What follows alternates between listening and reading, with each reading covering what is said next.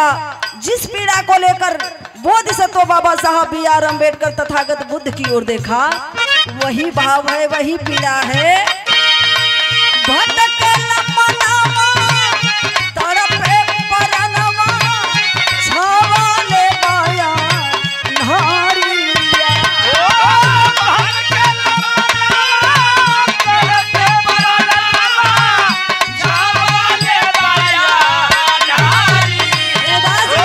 हमें मंदिर से मोहब्बत है ना मस्जिद से घृणा है, लेकिन जिस मंदिर में तू भगवान को ढूंढता है, जिस मंदिर में तू अल्लाह को ढूंढता है, दोनों जगह वो लोग नहीं हैं।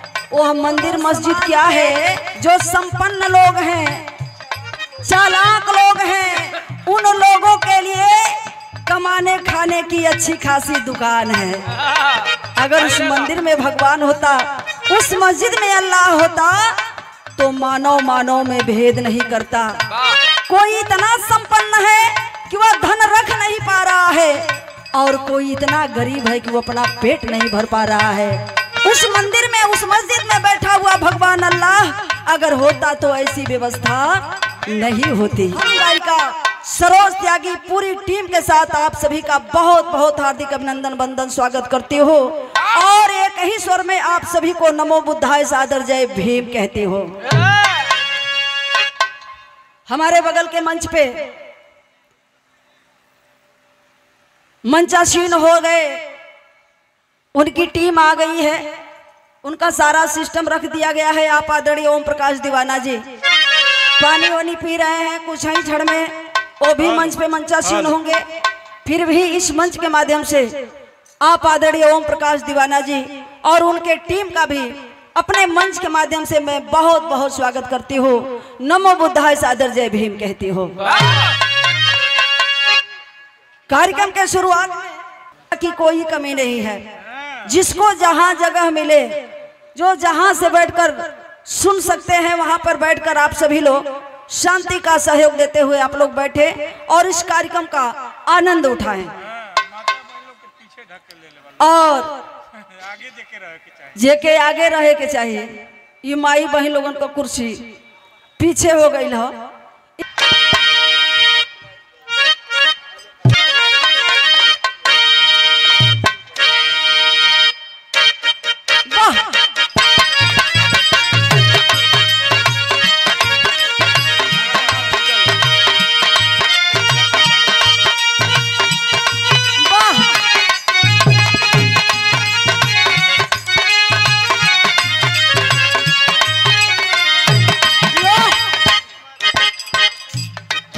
कार्यक्रम के शुरुआत में छोटी सी आराधना।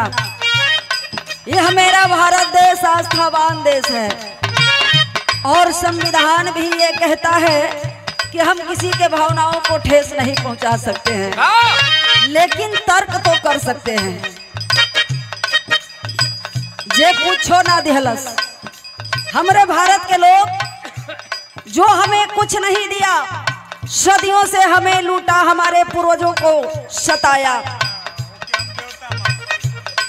उन्हीं लोगों के बनाए हुए काल्पनिक देवी देवताओं के पीछे ये हमारा समाज, ये हमारा देश पड़ा हुआ है। केहू माई सरस्वती का वंदना करता, केहू गणेश जी का वंदना करता, केहू शंकर जी का वंदना करता, आ केहू जन्म दे वाली माई का वंदना करत हो।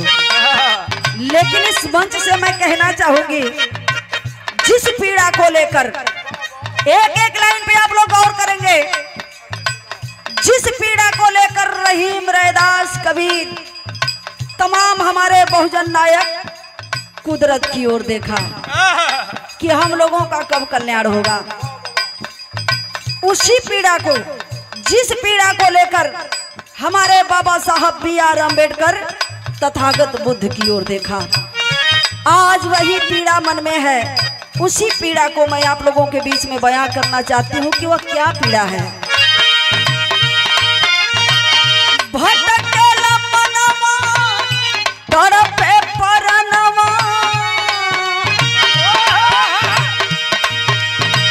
भटकेला मनवा तड़पे परनवा, छवाले बाया नारिया।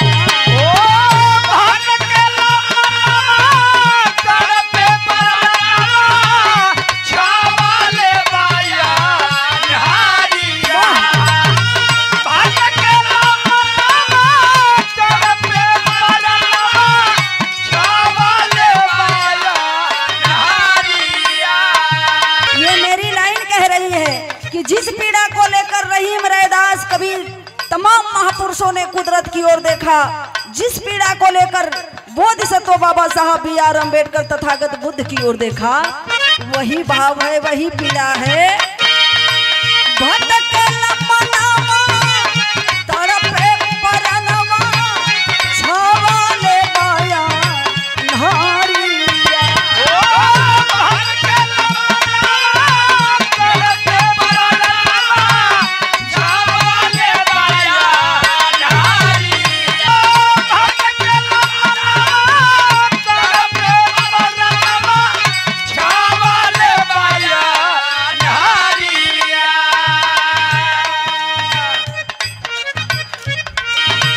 भटके मनवा तड़पे परनवा छावाले बाया नारिया। असरा में आईली तू वरिया है भगवान, असरा में आईली तू वरिया है भगवान। करुणा के फेर दाना नारिया। असरा में आईली तू वरिया है भगवन, गंगा के फेर जाना जारिया। असरा में आईली तू वरिया है भगवन, गंगा के फेर जाना जारिया। मैं लोगों से निवेदन कर रही हूँ, क्या मंदिर में राम नहीं मस्जिद में छाया। मंदिर में राम नहीं मस्जिद में छाया। अरे मंदिर में राम नहीं मस्जिद में छाया। ये जो हम लोगों के आंखों पे धर्म की पट्टी चढ़ी हुई है, उसको लेकर ये मेरी लाइन कह रही, ये मैं नहीं कह रही हूँ, संतों में शिरोमणि कहे जाने वाले संत शिरोमणि रैदास जी का ये कहना है। जब उन्होंने इस गरीब समाज के व्यवस्था को देखा, गरीबों को भूख से तड़पते हुए देखा, गरीबों के ऊपर अत्याचार होते हुए देखा, तो उन्होंने महसूस किया। और जब महसूस किया तो अपने भजन के माध्यम से समाज को गा गा कर समझाते थे। कहते थे क्या, मंदिर से कछु भिन्न नहीं,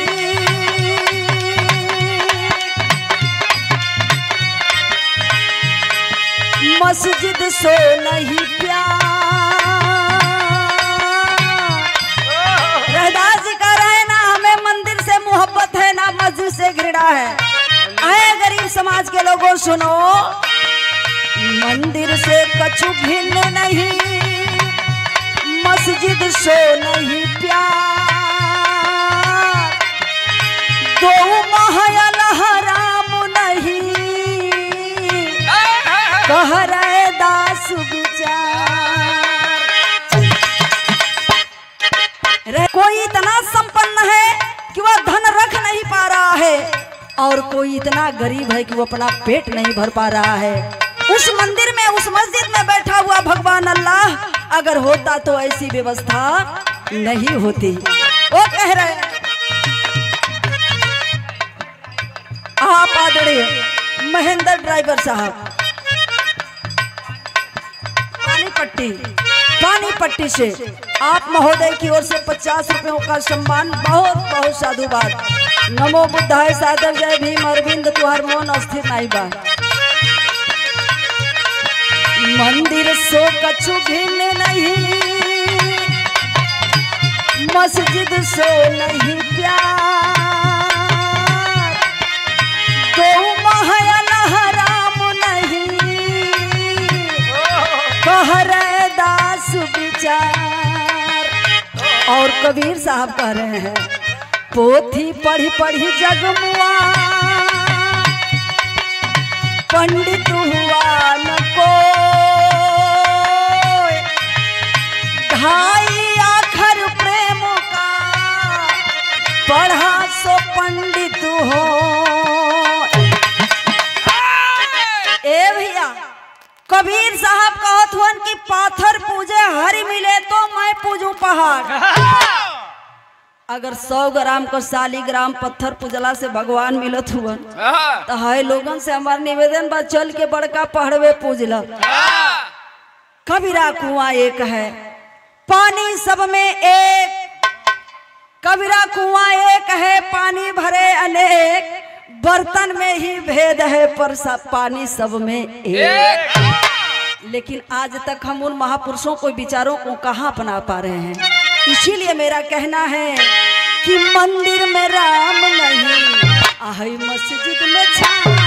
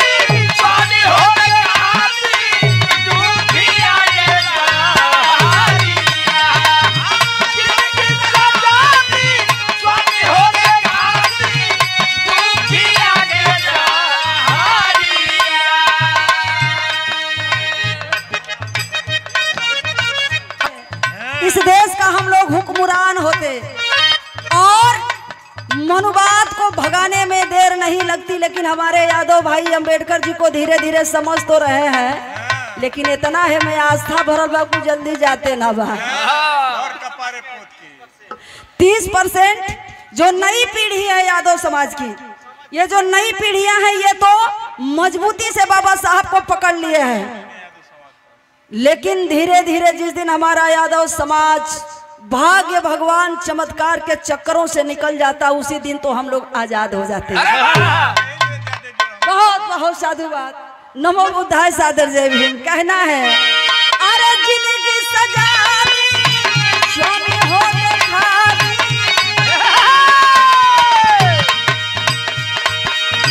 जिंदगी सजा दी, स्वामी हो देखा दी। दुखी आगे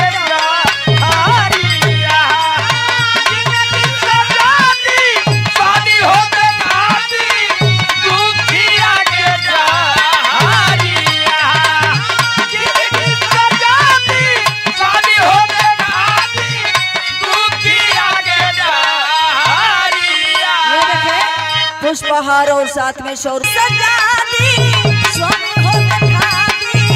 जिंदगी सजा दी, स्वामी हो देखा दी। दुखिया के सहारिया, हसरा में आई तू वरिया है भगवान, हसरा में आई तू वरिया है भगवान।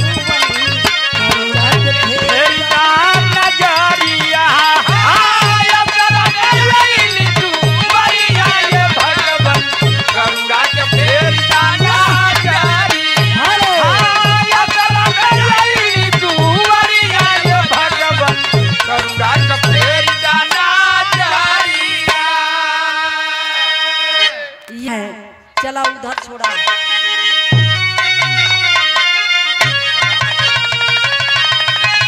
अपने भारत देश में एक बहुत बड़ी बीमारी है, जिस बीमारी का कोई इलाज नहीं है। ये लाइलाज बीमारी है।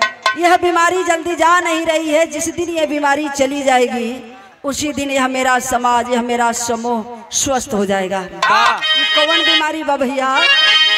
अरे जात पात मजहब के आही रोग बाटे भारी।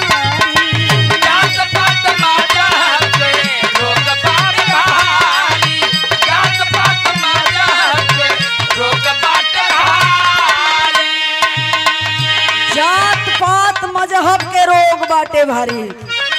खास रूप से ये जो बहुजन समाज है, बहुजन मतलब हम बहुसंख्यक हैं, हमारी संख्या बहुत ज्यादा है और मनवादियों ने हम एक ना हो जाएं, अपने हक अधिकार के लिए हम लड़ने को तैयार ना हो जाएं। बड़ी बारीकी से हमको आपको 6743 जातियों में बांटा है और जात रूपी नशा ऐसा दिलो दिमाग में डाला है कि हम बड़े तो हम बड़े, यानी बड़े छोटे की सीढ़ियां लगाकर कौन बड़ा है कौन छोटा है हम इसी में उलझे हुए हैं। इतना ही नहीं, वो मुसलमान है मैं हिंदू हूँ, यानी मजहब का भी नफरत पैदा हमारे देश में बहुत तेजी से है। बतावे के ना लोग जान जाला कि राम को मतलब का होला, नाम के पीछे राम लाग गइल त ई चमरौटी से ही आइल हुआ। तो आप यही तो बीमारी है हमारे भारत देश की, जो बीमारी है ये रोग है, बहुत खतरनाक बीमारी है। इसीलिए तो मैं कहती हूँ जातु पातु मजहब के रोग बाटे भारी, जात पात मजहब के रोग बाटे भारी, जात पात मजहब के रोग बाटे भारी। जोरे ई विषमता वाला मन से उतार, जो रही विषमता वाला मान से उतारी, जो रही विषमता वाला मान से उतारी।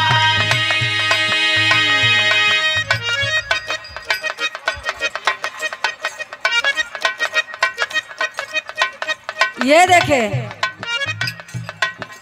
बहुत ही अच्छे कलाकार आप आदरणीय विनोद बागी जी, पूरे टीम को आपने 100 रुपया देकर सम्मान किया, और ये देखे 500 रुपयों से और पुष्पहार देकर मेरा भी आपने सम्मान किया। भाई को बहुत बहुत साधुवाद, नमो बुद्धाय सादर जय भीम।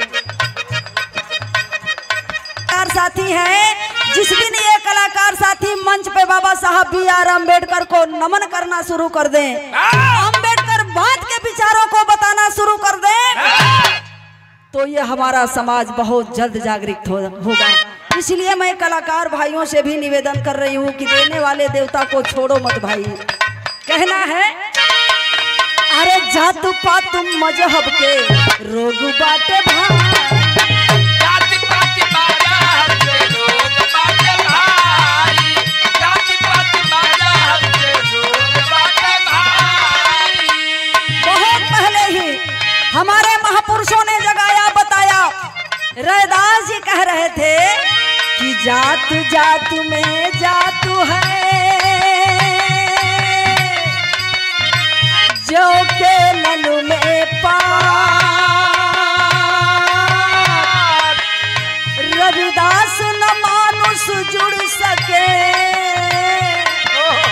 जब लो जात न जात। जिस दिन ये बहुजन समाज जातियों के बंधन से टूटेगा, उसी दिन ये हमारा समाज स्वस्थ हो जाएगा और समाज को बनाएगा। कहना है अरे जातु पातु मजहब के रोग बाटे भारी, जात पात मजहब के रोग बाटे भारी, जात पात मजहब के रोग बाटे भारी। चोरई विषमता वाला मन से उतार, जो रही विषमता वाला मान से उतारी, जो रही विषमता वाला मान से उतारी। ये देखे बहन बेबी की ओर से यह पुष्पहार और साथ में बहुत रुपयों से आपने सम्मान किया। बहुत बहुत साधुवाद, नमो बुद्धाय सादर जय भीम।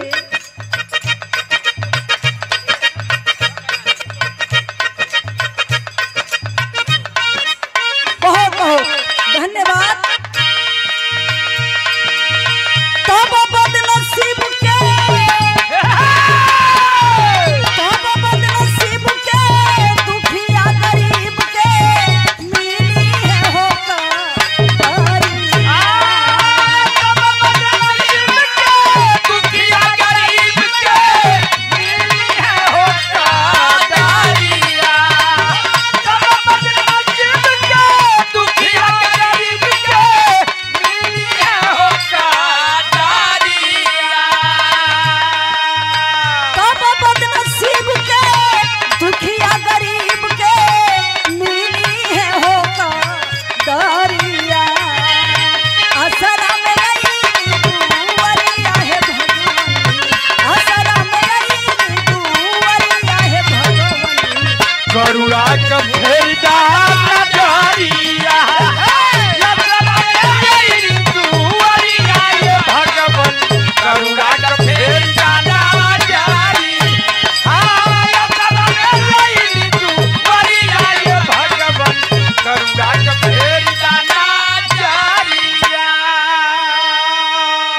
देखे कईयों दिन कईयों रात कईयों महीना बहुजनों के विचार बहुजन महापुरुषों के विचारों को हम लोग गीत संगीत के माध्यम से बताएंगे, वह कम नहीं होगा।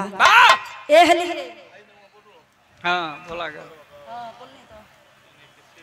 लास्ट लाइन में कहना है, आप फोटो के चक्कर में मत न पड़िए भैया, ना काम करिए। लास्ट लाइन में कहेगा, अरे गुरु और बिहारी की प्रीतु बागने से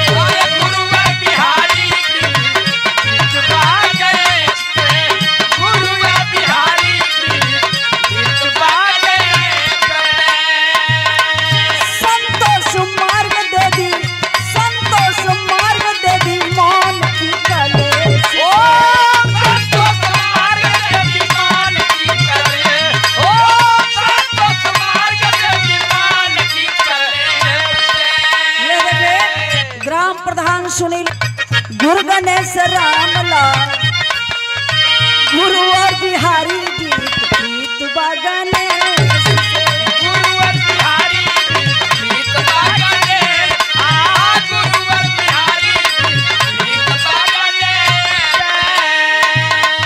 संतोष मार्ग देती मान की कले ओ संतोष मार्ग देती मान की कले ओ संतोष